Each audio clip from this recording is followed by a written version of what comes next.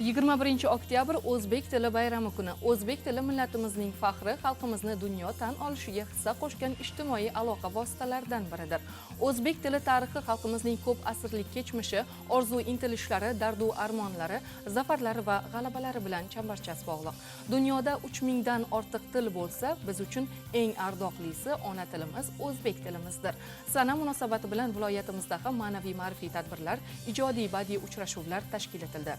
Tadbirda viloyat qo'riqlash boshqarmasi rahbariyati hamda Termiz iqtisodiyot va servis universiteti o'qituvchilari ishtirok etdi. Unda davlat tilining rivojlanish bosqichlari, o'zbek tilining boy lug'at zaxirasi va uning ilmiy hamda madaniy ahamiyati haqida ma'ruzalar qilindi.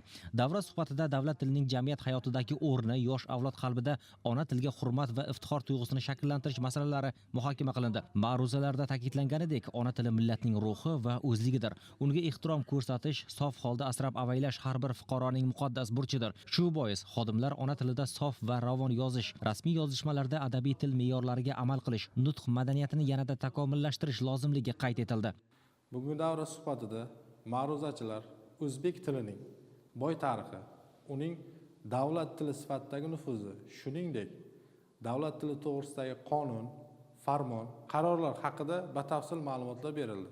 Aytish kerakki, ijtimoiy, siyosiy hayotimizning barcha sohalarida davlat tili imkoniyatlaridan to'liq va samarali foydalanish juda muhim. O'ylaymanki, bu kabi ma'rifiy tadbirlar xodimlar ongida o'zlikni anglash tuyg'usini mustahkamlashga xizmat qiladi.